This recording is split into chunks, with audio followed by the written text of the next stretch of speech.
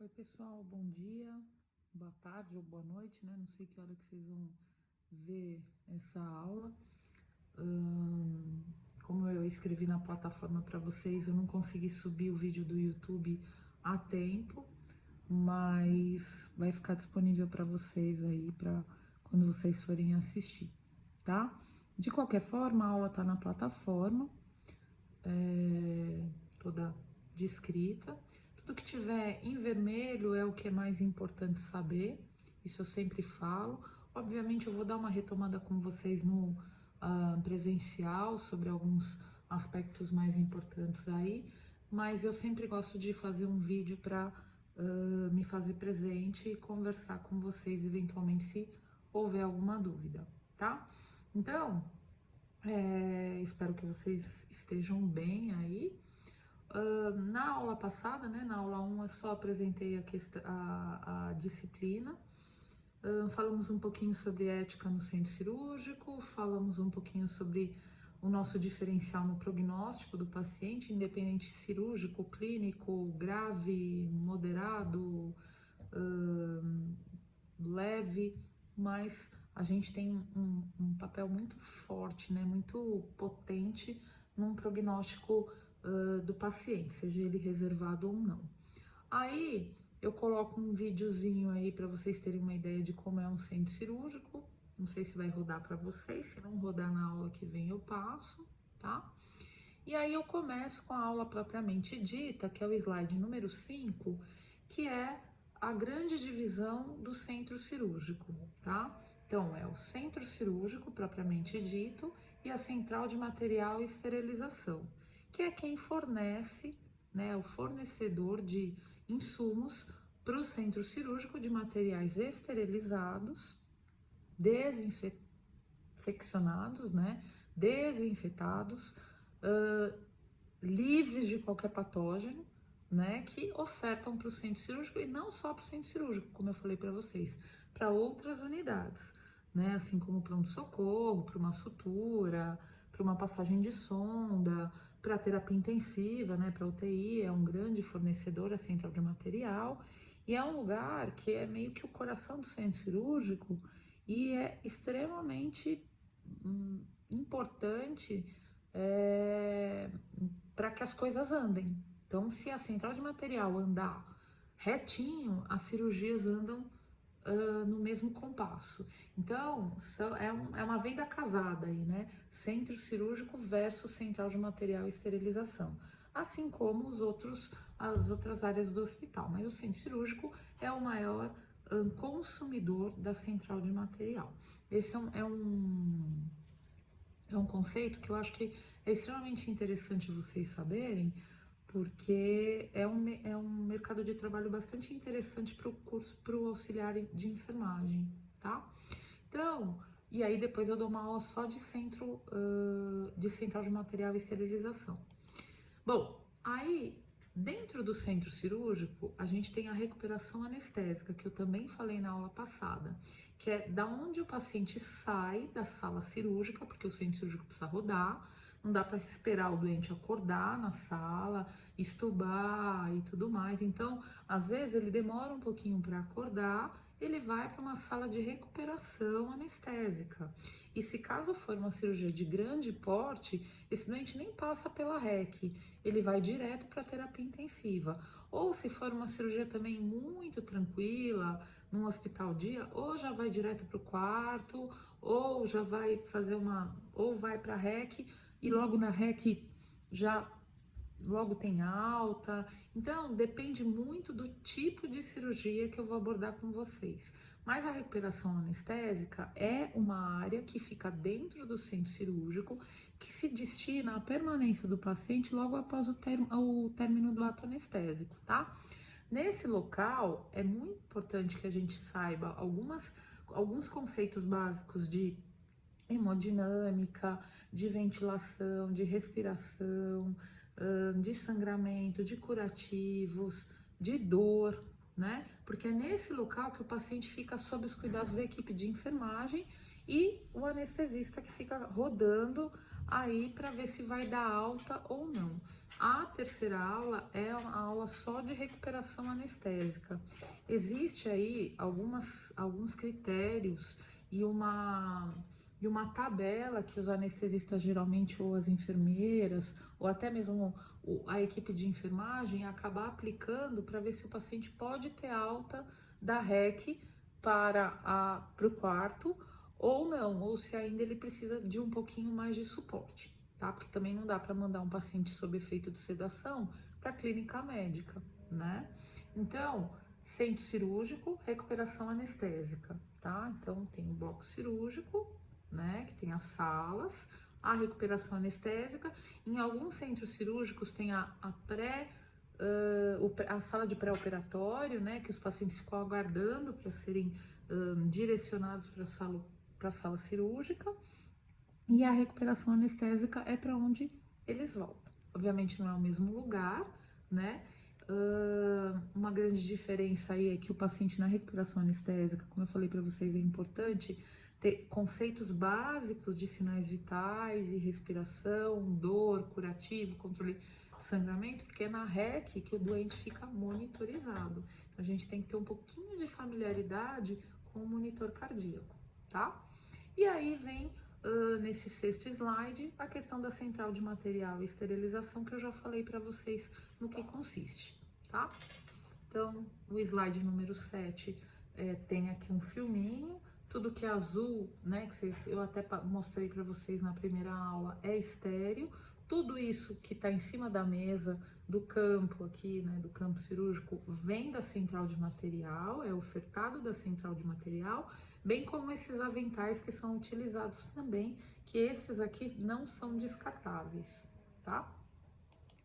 E no oitavo slide eu falo um pouquinho das áreas do centro cirúrgico, área não restrita, a semi-restrita e área restrita, que é a mais importante, que é onde a gente flutua, tá? Que é o corredor de acesso, o lavabo onde a gente se escova e a sala de operação propriamente dita. A área não restrita são os vestiários, a área de transferência de pacientes e o expurgo, que não fica dentro do centro cirúrgico, né? A área semi-restrita, ali é onde não entra acompanhante, não entra um staff não autorizado, né? Fica o conforto médico, a sala de recepção, que eu falei, né? A pré-operatória do doente, a recuperação anestésica, a sala de acondicionamento de materiais, de esterilização, a central de material, tá?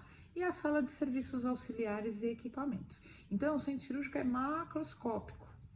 Então, tem algumas áreas aí que as pessoas podem flutuar, né? Podem andar, e é mais o staff que abastece o centro cirúrgico, mas a área restrita fica mesmo para gente da enfermagem, né? Para a equipe médica, para o pessoal da enfermagem, para o circulante de sala, para o instrumentador, para o técnico o auxiliar que está cuidando da REC, da recuperação anestésica, ou aquele que vai recepcionar o paciente e transportá-lo para a sala operatória, tá? Bom, aí eu mostro para vocês a estrutura física. A entrada dos pacientes, ela nunca é a mesma que a saída, né? Não dá para entrar e sair pelo mesmo lugar. Geralmente, nos grandes hospitais, a área de entrada é uma e a área de saída é outra. Nem sempre a saída, mais maternidade, né? Que dá para ver saindo, mas no centro cirúrgico, geralmente, os doentes saem onde a família não está, né, naquela salinha de espera. Mas aí depende muito da estrutura hospitalar. A gente sugere que o paciente não saia pelo mesmo lugar que esteja a família, especialmente se ele estiver grave, tá? Isso é uma questão de humanidade, né, de humanização e segurança também. Aí eu mostro para vocês um pouquinho da planta física, vou pedir até na prova, tá? Planta física do centro cirúrgico, quero saber como funciona, quero que vocês desenhem uma planta física, brincadeira, né? Então aqui é só título mesmo de curiosidade, uma planta física de um centro cirúrgico, né? Então vocês veem que a sala de recuperação anestésica, ela fica bem no centro e perto das grandes salas, que são as maiores, que acabam comportando as grandes cirurgias, que eventualmente vão para a REC e se tiver alguma intercorrência, elas conseguem voltar rapidamente, tá? Mas isso também é só uma questão mais a título de curiosidade. Eu coloco para vocês as roupas, geralmente os privativos, para poder diferenciar o staff do centro cirúrgico, né? Mas isso também, depois quando a gente acaba se paramentando, isso acaba se perdendo. É só para vocês saberem que a gente não entra com roupa que a gente vem da rua no centro cirúrgico. Isso deveria ser proibido em qualquer área do hospital, eu acredito, mas no centro cirúrgico especialmente, né, pelo controle da infecção adquirida, hospitalar e tudo mais. E o que a gente pode trazer da rua, então vocês notem que a gente precisa se trocar, colocar o scrub, que até a gente comentou, né, na aula passada, da importância. Então, no centro cirúrgico, realmente não dá nem para colocar uma golinha alta por baixo, né, o uso de adereços é zero, e geralmente existe aí uma diferenciação de cores, até para as pessoas poderem se identificar, tá? Mas depois que tá todo mundo paramentado, aí, infelizmente, por isso que a gente tem no quadro lá e escreve, né, o nome do cirurgião, o nome da instrumentadora, o nome do circulante, se tiver uma enfermeira de plantão ali no lugar, a gente acaba, o nome do anestesista, a gente acaba escrevendo, tá? Então aí tem o conforto médico e o conforto de enfermagem, não existe grandes diferenças, brincadeira, vocês podem notar que existe sim, há uma grande diferença, tá? Mas aqui é por turnos, né, e tudo mais, então tem algumas considerações a se fazer aí, mas também nada muda, né? O importante é a gente ter um espaço pra gente tomar um café, eventualmente tomar uma água, tomar um remédio, fazer alguma coisa diferente.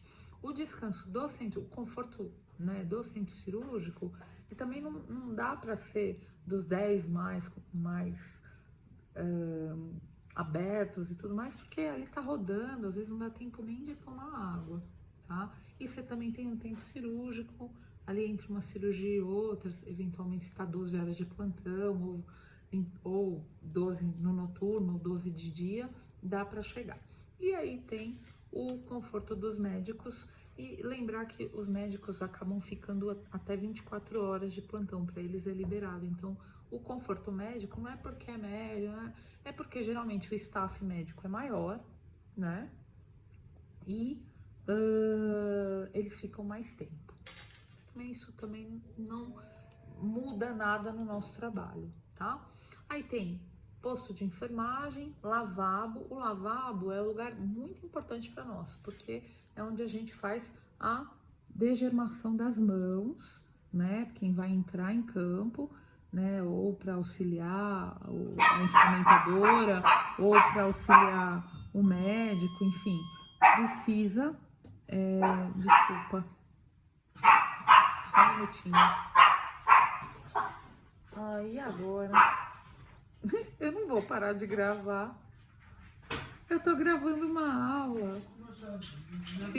Segura ela aí pra mim. Tudo bem. Chloe, desculpa, viu, pessoal?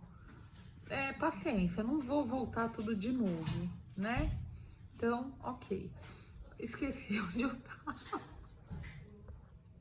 Bom, então, o lavabo.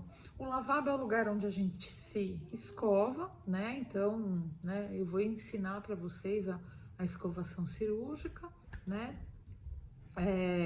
Mesmo que a gente não entre em contato com o campo estéril ou que a gente não entre em campo, o lavabo serve também para a gente lavar as mãos, né? A lavagem das mãos, ela é primordial em desde o térreo até o 25º andar do hospital, né? Então, qualquer lugar que a gente passa, lava a mão, passa um alquinho e tá tudo certo, né? Porque a gente sabe que a lavagem das mãos é mundialmente conhecida como a principal protetora do doente em relação à infecção associada, tá? Dispositivo, a cuidados assistenciais, a cuidados de enfermagem, a cuidados médicos. Então, o lavabo não serve só para a gente se degermar. Obviamente é o principal, mas serve para a gente se lavar também, mesmo que não entrando no campo cirúrgico. Aí tem o posto de enfermagem, que é da onde sai, né, a designação das escalas, das salas, quem está escalado na sala 1, na sala 2, na sala 3, quem é o circulante que está em cada lugar, o que está rolando em cada sala. Então, do posto de enfermagem sai toda a demanda administrativa, né? Sai toda a organização do trabalho. E não é fácil, não é fácil ser enfermeira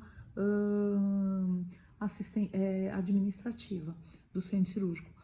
Olha, eu falo que é muito mais fácil ser assistencial do que ficar lidando com certas burocracias ou esse turnover que tem de salas e ter que correr com a equipe, saber o que cada equipe precisa, quem vai estar escalado com tal equipe, quem é instrumentadora de tal equipe. Então é um trabalho também bastante árduo aí das meninas que trabalham no centro cirúrgico. Uma ala muito importante é a farmácia, tá? Do centro cirúrgico, que serve para a guarda dos medicamentos e materiais que são descartáveis. Geralmente é fio, expansão volêmica, soro, luva, algum outro medicamento que o cirurgião pede que não tem na sala. Às vezes tem um pouquinho de estoque ali de material, porque cada sala cirúrgica tem seu armarinho e geralmente quando vai começar a cirurgia o circulante já deixou os materiais pedidos. Então, ok, a farmácia serve ali como um suporte a mais e para montar também o que cada sala demanda, né? Cada sala precisa, e também para abastecer a recuperação anestésica e às vezes a sala pré-operatória, tá?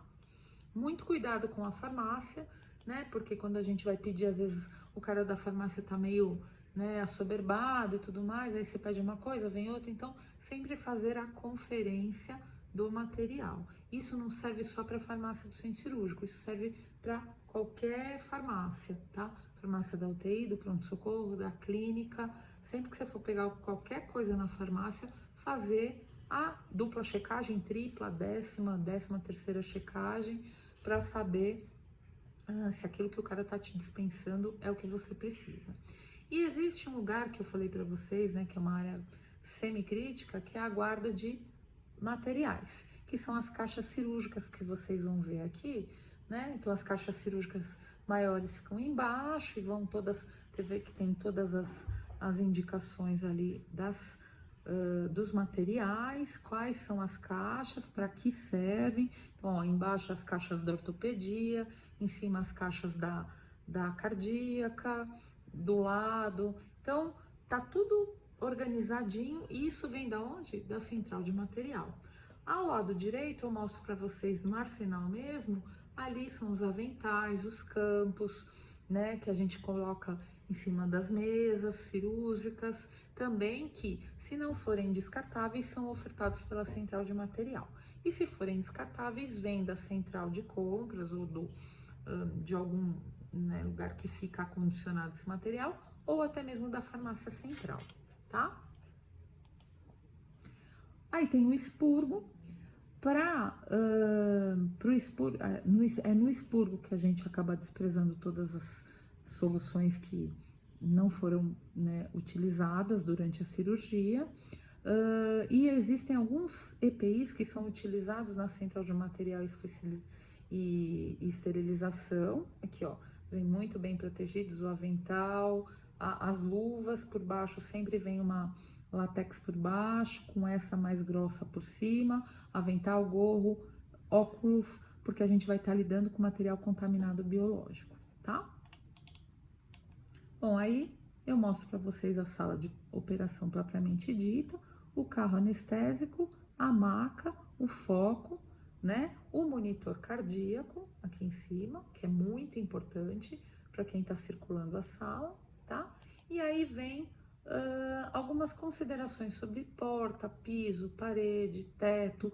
Todos têm uma recomendação, a RDC, que tem que ser não pode ter canto, não pode ter rejunte, por causa da higienização, né? Porque precisa ser um ambiente estéril, tá? E em relação à rede de gases, a gente sempre que começa uma cirurgia, o circulante tem que dar uma olhada se a rede de gases está ok, né? Para não falhar, porque esse doente vai estar entubado, sob ventilação mecânica, então ele precisa aí, né, de um suporte de gás extremamente perfeito, né? Porque não dá para ventilar o doente por muito tempo no ambu, eventualmente se a rede de gases tiver com algum problema. Então, antes de começar, já é uma medida de segurança que se toma para evitar que esse tipo de evento adverso aconteça, tá?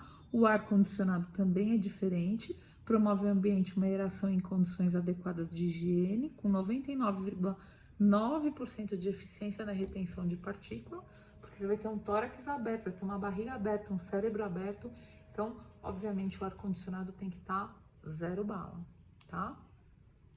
E aí, eu mostro para vocês aqui, ó, a rede de gases no slide número 20. No slide número 21, o aparelho de anestesia, às vezes tem a geral combinada, então, ó, vocês veem a inalatória aqui, um ventilador mecânico,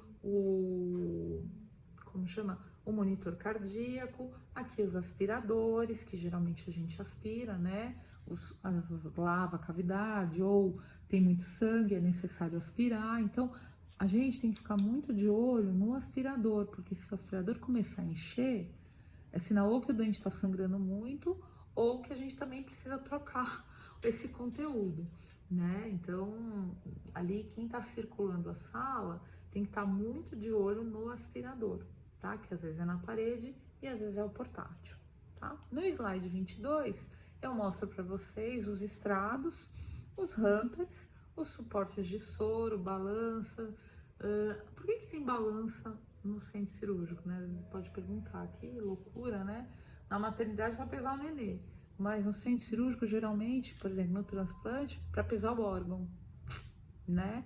Ou, às vezes, você pega uma compressa muito cheia, né? Uma compressa muito cheia de sangue, você pesa a compressa seca e pesa uma compressa cheia de sangue e infere mais ou menos. Se uma compressa pesa 120 gramas, você pega uma compressa com 420 gramas, pesada, sabe que drenou 300 ml ali só na compressa. Se o cara perdeu 10 compressas pesando 300, é sinal que ele perdeu 3 litros, né? Então, isso é importante, lembrando da volemia do paciente, tá? Então, fiquem de olho aí. E balança é única, mas tudo bem também, ela geralmente fica na sala de material, tá? Aí tem as mesinhas, o foco, a manta térmica, que é muito importante, porque geralmente o metabolismo do doente, quando ele tá numa sedação profunda, cai. E quem nunca teve frio depois de ser operado, né? Então, a manta térmica serve para manter a temperatura do doente. E imagina um doente todo aberto, perdendo calor para o ambiente, né? Mesmo que a sala cirúrgica seja aquecida, ele acaba ficando hipotérmico. Então, daí a importância da manta térmica.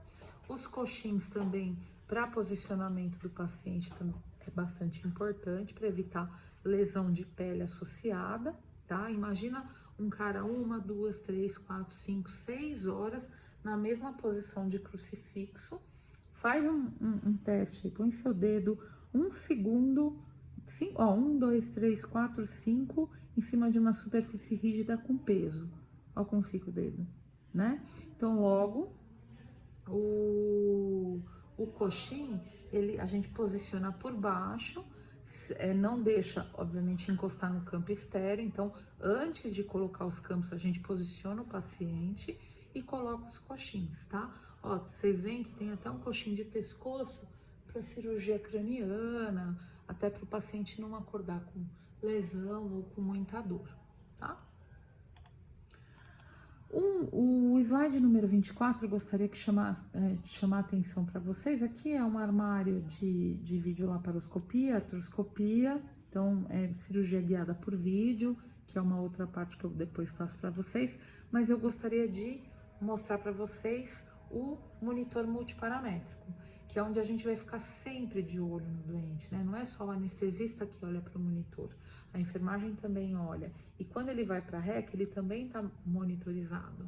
Então é sempre bom reconhecer o monitor, e ele é universal. Frequência respiratória, frequência cardíaca, perdão, pressão arterial, saturação, aqui pressão arterial de novo, né? Às vezes tem uma linha arterial puncionada online, tá?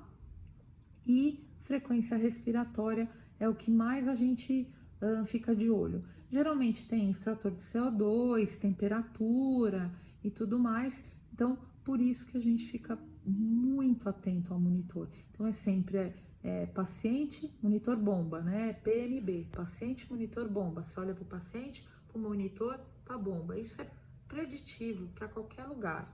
Centro cirúrgico e recuperação anestésica não seria diferente. Paciente, monitor e bomba. Paciente, monitor e bomba. Paciente, monitor e bomba. Beleza?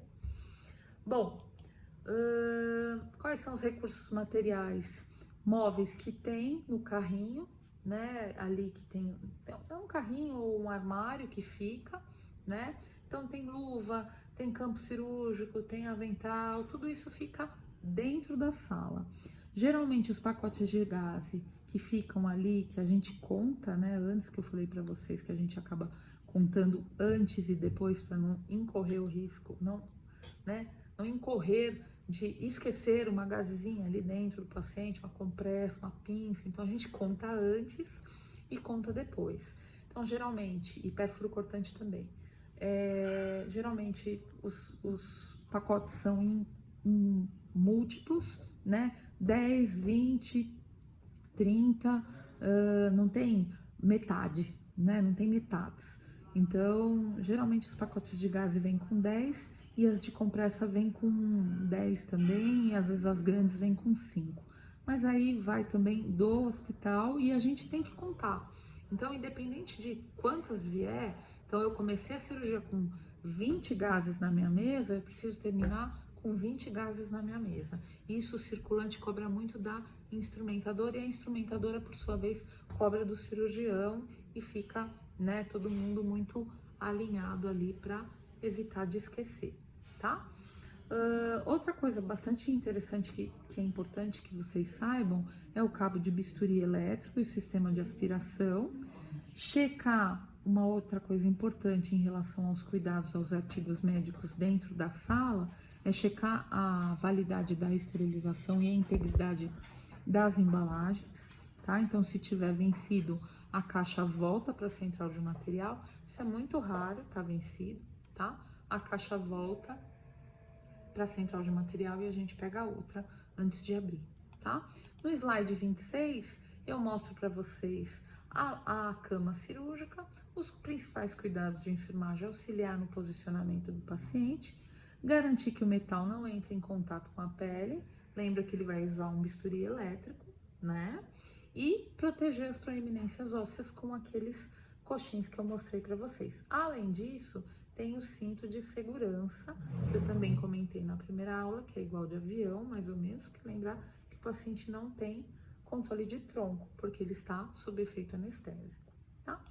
No slide 27, eu falo para vocês de algumas posições da maca cirúrgica, tá?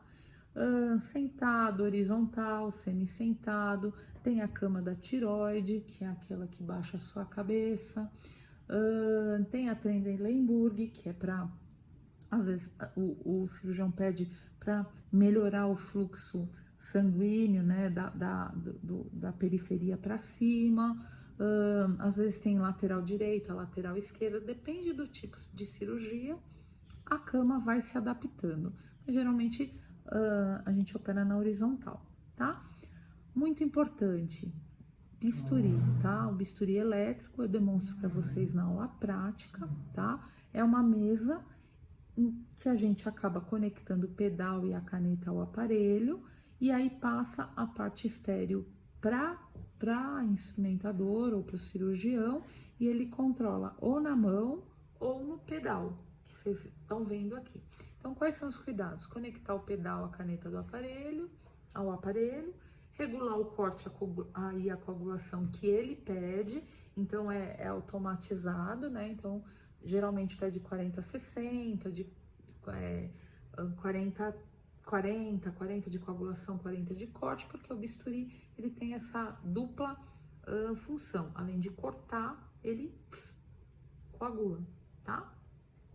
Posicionar adequadamente a placa dispersiva, né? Tem a placa de bisturi, que é para evitar que o paciente se queime, né? Então, é como se fizesse um terra para essa região, né? E após o uso, fazer a limpeza com álcool a 70%, já está de bom tamanho, ou algum esterilizante que seja o padrão do hospital, tá? Mas o que é importante vocês saberem, a colocação da placa de bisturi, da placa dispersiva, que a gente chama de placa de bisturi, antes de posicionar o paciente, definitivamente colocação dos campos, tá? Para evitar que ele seja queimado, tá? Então, o slide número 29 é o slide dos mais importantes, né? A gente, se for a placa de bisturi metálica, que não tiver a estéreo descartável, a gente coloca um gel, né? Igual o gel do carrinho, para chocar o doente, colocar sempre a placa em local de ampla massa muscular, colocar gel na placa de metal. Ela deve ser colocada em área limpa, seca e sem pelo. Lembra que água versus eletricidade, né? Versus amperagem dá choque ou queima o doente. Então, por isso que a gente não deixa o doente vir com o cabelo molhado, com metal no corpo. Se tiver piercing, mega hair com coisa metálicazinha, assim, sei lá, aquela cola, não sei como que chama, ou com tic-tac, tira tudo, né? Tudo que for metal, ou uma vez um paciente chegou com aquela xuxinha com o cabelo preso, sabe aquela xuxinha que tem um metal? Ou uma piranha que tem um metal? Na hora ali, a gente olhou e falou, nossa, pelo amor de Deus, já pensou? Toda a amperagem vai para cabeça do doente ali, porque o metal vai puxar a amperagem. E se o cabelo estiver molhado, então, danou-se, tá? Então, deve ser colocado o mais próximo possível do lugar a ser operado. Então, por exemplo, vai fazer uma cirurgia na coluna, então põe na barriga, né? Vai fazer uma cirurgia na barriga, põe uma cirurgia abdominal, põe na parte posterior, né? Aqui atrás, músculos em ampla massa muscular, né? Deve ser colocada só depois que o paciente já estiver na posição definitiva para a cirurgia, mas antes de estar coberto com os campos estéreis, tá? Aqui está o desfibrilador ou cardioversor, que geralmente se o paciente tiver alguma intercorrência ele é utilizado, tá? E sempre a gente checa antes do procedimento, tá? E basicamente é isso. O slide 32 eu falo um pouquinho quem são os profissionais que atuam no centro cirúrgico e quais são as funções de cada um deles, tá?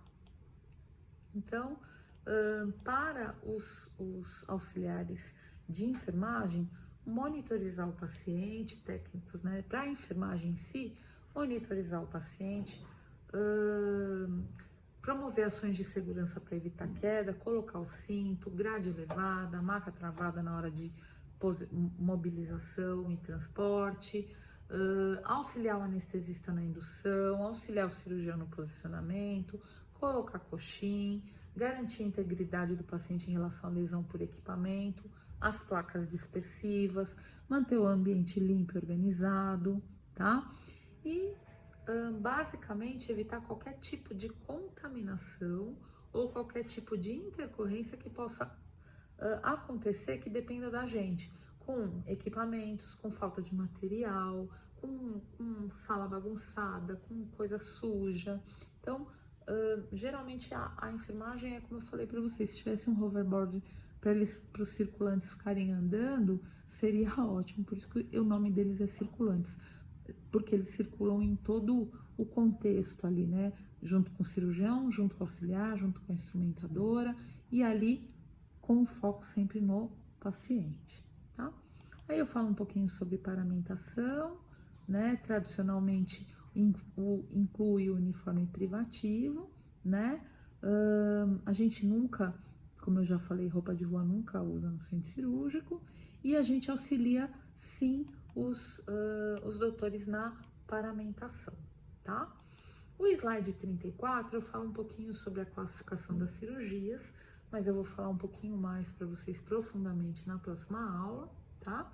Então, existe quanto à urgência, quanto à finalidade, quanto ao porte, eletiva agendada, tipo uma cirurgia plástica. De urgência, dá para esperar de 24 a 48 horas, às vezes o paciente fica em observação, mas nada impede que uma urgência vire uma emergência. E a emergência é uma situação crítica, às vezes o doente chega e vai direto para o centro cirúrgico.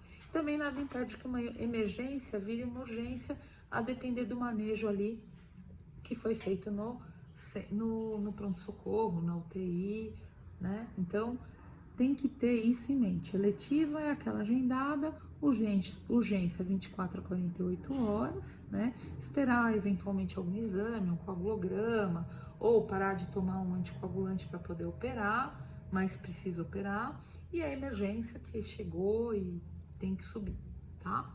E a finalidade, ela pode ser curativa, paliativa, diagnóstica, reparadora, tá? Curativa, uma apendicite, né? Tá com um apêndice lá, uma apendicite, tirou o apêndice, curou. A paliativa já é um cara que precisa de uma traqueostomia para estubar, mas vai ainda precisar, é meio que para paliar ele, né? Para deixar ele mais confortável. Por exemplo, uma gastrostomia, muito tempo de sonda, o paciente não está podendo comer por boca, faz uma gastrostomia. É uma coisa que ajuda o paciente a se reorganizar ou até ele se recuperar ou ficar permanentemente traqueostomizado ou com uma gastrostomia, aí depende muito do caso do paciente. A diagnóstica, às vezes não dá para ver na tomo, na ressonância e tudo mais, precisa abrir o doente para ver o que está acontecendo. Por exemplo, uma laparoexploradora, e a reparadora e reconstrutora, geralmente uma enxertia ou uma plástica. Então, geralmente é mais eletiva, tá? E aí, quanto ao porte, o porte é importante saber, porque o porte está muito relacionado à perda sanguínea. Então, pequeno porte, perda sanguínea baixa, médio porte, moderada perda sanguínea, por exemplo, uma cirurgia de pequeno porte, né? Uma mamoplastia, uma masté, talvez, né? Ou uma ressecção de um tumor de mama. Deixa eu ver. Médio porte, por exemplo, uma prótese de quadril que vai sangrar um pouquinho, uma esteré, uma gastrectomia. E uma grande porte que tem uma alta probabilidade de perda sanguínea, geralmente grandes traumas, neurocirurgias, cirurgias cardíacas, tóracos, laparos, onde mexe muito nos grandes sistemas e nos grandes vasos. Então, por exemplo, a cirurgia cardíaca tem uma probabilidade alta de perda sanguínea e, portanto, é considerada uma cirurgia de grande porte. E o tempo cirúrgico também se associa ao porte, né, da cirurgia. Bom, existem 4 tempos cirúrgicos, isso é muito importante vocês saberem, questão de prova, tá? De um modo geral, as intervenções cirúrgicas, elas são realizadas em 4 fases, tá?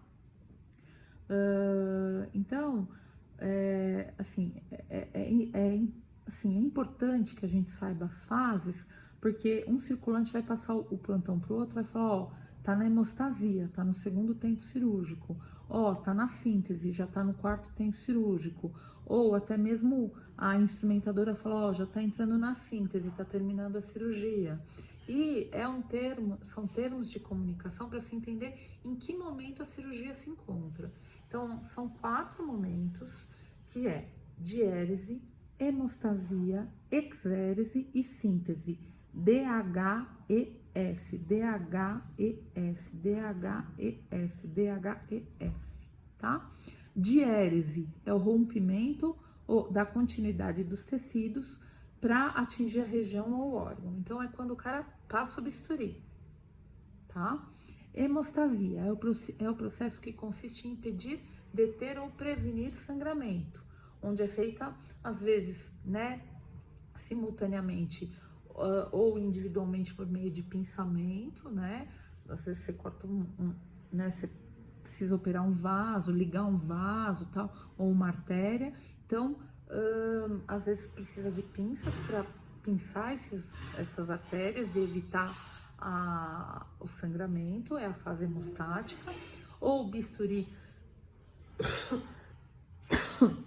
desculpa, para fazer eletrocoagulação, ou fazer a compressão direta com compressas ou compressão manual. Esse é o segundo tempo cirúrgico. Exérese é a cirurgia propriamente dita, tá? Também denominada retirada, né, do que tá complicado ali. Então, possui caráter curativo, estético, diagnóstico. Então, a exérese é no momento em que tá acontecendo ali a que se foi proposto, tá? E a síntese é o término, síntese, né? É o resumo de tudo. É onde a gente conta as compressas, onde a gente conta as gases, os instrumentais, os pérfuros. É quando faz toda a revisão do sangramento, da cavidade. E aí o cirurgião começa a reunião dos tecidos que foram abertos.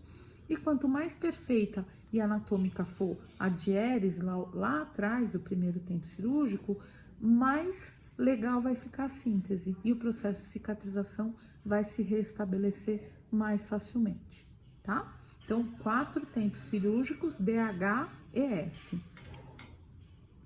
E no slide 36, para finalizar, eu falo um pouquinho sobre infecção de sítio cirúrgico, tá? Que é definida pelo Ministério da Saúde como um processo infeccioso que acomete tecidos, órgãos, cavidade abordada. Quer saber o pesadelo do cirurgião, da instrumentador, da equipe, é quando a ferida operatória infecta. Do CCIH, da terapia intensiva, da enfermagem, da gerência, da qualidade, de todo mundo, da família, do vizinho, do primo, do parente, é quando é um problema sério, tá? Não só retarda a cicatrização da ferida, como também aumenta o tempo de internação hospitalar, aumenta a mortalidade, muito ruim isso, custo, tá? É a segunda causa mais frequente, né, de infecção associada a procedimentos em alguns pacientes, e às vezes pode afetar o paciente a nível sistêmico, né? Uma ferida operatória grande, às vezes cai na corrente, causa um choque séptico, uma sepse grave. Então, veja, às vezes é um cuidado que a gente toma ali no comecinho da cirurgia, de lavar a mão, degermar tudo certinho, montar o campo tudo estéreo, tudo bonitinho, até a hora de fechar, isso já minimizaria muito a infecção relacionada ao sítio cirúrgico. Mas isso é um assunto para uma próxima aula. Também vocês vão aprender isso com mais propriedade em clínica cirúrgica, tá? Cuidados com sondas, drenos e catéteres também que levam a infecções bastante associadas. Então, isso é importante que vocês saibam, tá? Eu encerro por aqui. Eu até me alonguei demais, não deveria ter sido tão comprido, mas eu espero que vocês assistam e aprendam alguma coisa aí de novo e interessante para vocês, tá bom? Tenham um bom final de semana aí, de descanso, de estudo, de trabalho, e espero vê-los na semana que vem aí, e não esqueçam de fazer o questionário, tá bom? Tchau, pessoal!